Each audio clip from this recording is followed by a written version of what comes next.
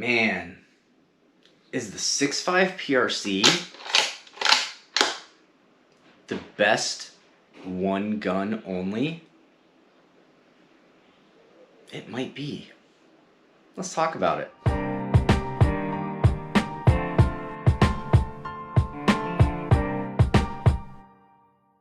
jeez. What's up, guys? Joe here from the Scruffy Fam. Man, this 6.5 PRC sure is something. What I got here right now is the Hornady Outfitter copper bullet. I'm going to give this a try in my 6.5 PRC to see what it does. The penetration of copper bullets is pretty epic. These CX things, I'm pretty excited. Getting almost 3,000 feet per second out of that, I think that'll be good. But what I want to talk to you guys about today is I have seen a couple videos of people talking about one caliber. If you could only have one caliber and one gun, what would it be? And, you know, I get asked a lot of questions. Hey, I want to get a rifle, but I only want to get one. I don't want to get 2, 3, 4, 5 rifles to cover all the different types of things I might hunt. I want to get one that I can be really good with, and if I have to hunt something bigger, I can, but I can also hunt the smaller stuff. And I really started to think about that. I'm like, okay, of the rifles that I own, what would be a rifle that I would have no problem going as low as coyotes and as high as moose? And I went, huh. If I really thought about it, you know, I've got a 338 Win Mag. I can go down as low as 180 grains for bullets. They make 180 grain bullets for that. All the way up to 250 grain bullets. I think the most I shoot's a 230 grain. I think 225 to 230 is the sweet spot for my 338. I've seen what a 338 can do to a deer. It puts that as the exit hole. Not really good for meat. And if you shot a coyote with that, it would probably vaporize it. So probably not the 338 Win Mag. It could do everything without a problem. It absolutely could. But maybe a little bit too big. I went, okay. Well, I've also got a 243. My 243, great varminting gun. Sweet mercy, you can get down to 55 grain VMAX on that thing, cooking at like 4,000 feet per second. You can pop some prairie dogs all the way up to whitetail with that. No problem. Go as high as 100 grains. 100 grain American whitetail flings great out of my Ruger American 243. Does a great job. I've also got this Precision Hunter at 90 grain ELDX. Deer falls down dead every time. Would I shoot an elk with that? I don't even know if I'd shoot a brown bear with the 243. I don't know about that. We get bears here in Wisconsin, especially go a little bit farther up north. I don't know if I'd want to be sitting there hunting a deer and all of a sudden a bear came up. I don't know if I'd put my full faith and confidence in a 243 unless I was shooting the eye out of a fly in flight. Then maybe. Alright, well then, I've got my 7.62 x 39. I really like that. I really like my Ruger American Ranch. If you guys have been watching the channel at all, you know how much I like shooting that thing. And it shoots pretty well. But it's extremely limited on range. After 200 yards, its energy falls off a cliff. It just does. It doesn't deliver enough killing power for things too far away. I would say that maybe coyote at 300 yards, you'd be okay. But anything bigger than that, if you want to shoot a hog, 200 yards. If you want to shoot a deer, 200 yards. That's as far as I'd be willing to go. It's still carrying about 900 foot-pounds of energy at 200 yards, and then it starts to drop off significantly. So probably not. That would probably not be my go-to there, even though it's a 30 cal. So that leaves me with two. My 270 Winchester and my 6.5 PRC. Now, I just did a video not too long ago comparing them, and a lot of people have, and I think Ron Spoomer from Ron Spoomer Outdoors and his podcast said, you know, he looks at the 6.5 PRC as the 21st century's 270, and he's not wrong. Ballistically, they are extremely similar. Energy they're delivering is extremely similar. Bullet weights, extremely similar. History, the 270 Winchester has been doing it for almost 100 years, and the 270 has been a one round option. It has taken and still does take moose all the way down to coyotes. I think you go down as 100 grain loading. 100 grain bullet out of 270 is cooking. Even my 130 grains are going over 3,000 feet per second. That's moving. Okay, so 270 wouldn't be a bad call. But if there's a modernized version of the 270, why not pick that? And we have it in the 6.5 PRC. The 6.5 PRC is the new kid on the block. It is been shown that it can harvest everything in North America. Now, some people have not had the greatest of experience shooting some big game. Jim Hamer from Backfire has talked about a lot that he shot a blue wildebeest in Africa.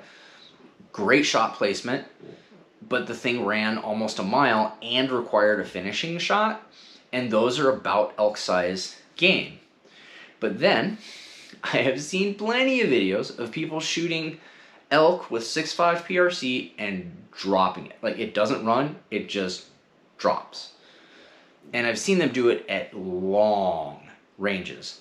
I'm not talking like your long range 300, I'm talking like 7, 8, 9,000 yards, okay? That to me is nuts. I have never considered hunting anything past 300 yards until the last few years. Now my range is out to 600 yards. I like to keep everything in 600 yards because I still have to go get it. So when I think about that, for any hunting that I would do, if I only had the 6.5 PRC, I could do it. And man, that is pretty enticing. When you think about it, one round could cover all the different species. Now, I primarily hunt whitetail, turkey. If I can get some upland game birds, I will do that. It kind of depends on where we're at in the season of our life. I've got 4 little kids, so me getting away for a long hunting weekend doesn't always happen. So right now is primarily whitetail, turkey. That's what I hunt the most, but I do have the options to hunt elk. I do have the options to hunt pronghorn. If those present themselves, would I be comfortable taking my 6.5 PRC if that's the only thing I had? And you know what? Yeah, I would. And there's a couple reasons for that. Now, I've shown you guys that the smallest groups I've ever gotten shooting have been with my 6.5 PRC. Even out of the cheapest rifle that you can get 6.5 PRC in, my Mossberg Patriot Predator, the cheapest 6.5 PRC is shooting a .19 group and a .33 group are my 2 tightest groups, and I've done that with Precision Hunter ammo. So a factory rifle in the factory stock with factory ammo is doing teeny tiny same hole things. Bad groups are 1 inch. That is nuts. And I am finding that if I do my part, if I'm not distracted, if I don't have a bad trigger pull, all that jazz, I'm able to keep around a 1/2 inch MOA with my Mossberg Patriot Predator. When I take my time, have everything set right, and shoot half MOA with my 6.5 PRC. I cannot say that about any of my other rifles. None of them. All of my rifles are at least 1 MOA, maybe 3/4 to 1. They all average around 3/4 to 1 MOA. Every single one of them. All of my rifles are hunting rifles. I do not have a precision rifle, okay? I don't have a dedicated precision rifle that is machined and tooled to be 1/4 MOA. I don't have that, okay? But my Mossberg Patriot Predator and 6.5 PRC a super budget rifle consistently shoots around half MOA. That to me is the good framework for a 1-all rifle. So for me and my experiences so far, if I could only have one, I would pick a 6.5 PRC. I would probably get a little bit higher quality 6.5 PRC, just so that I would make sure I am consistently accurate and the longevity would be there. That would be one upgrade I would have.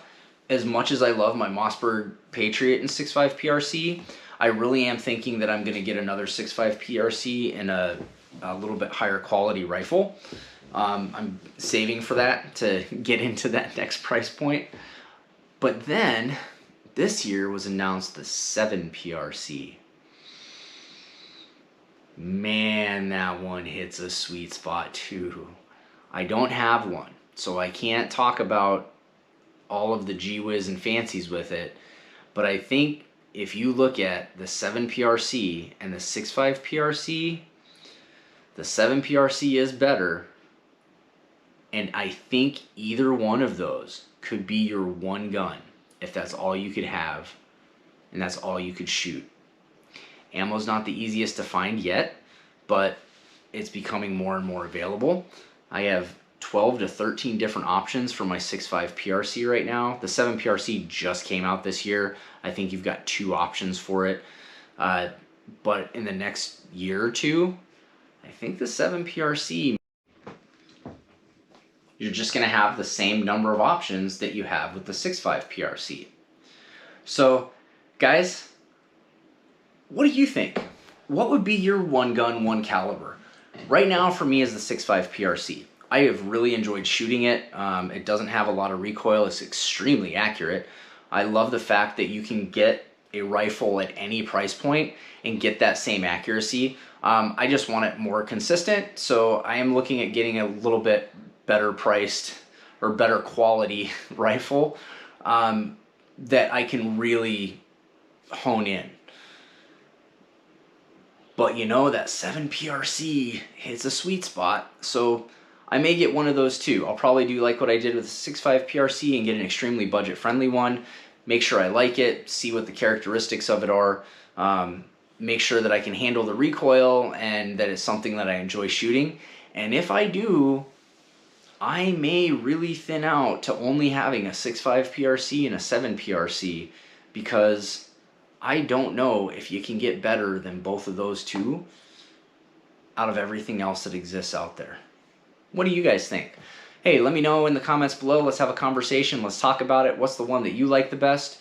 It doesn't have to be a PRC. It could be the tried and true 30-06. It could be the 270, the 308, 243, 22, 250, 204 Ruger if that's your jam. Or if you're a 338 person, I got a special spot in my heart for you.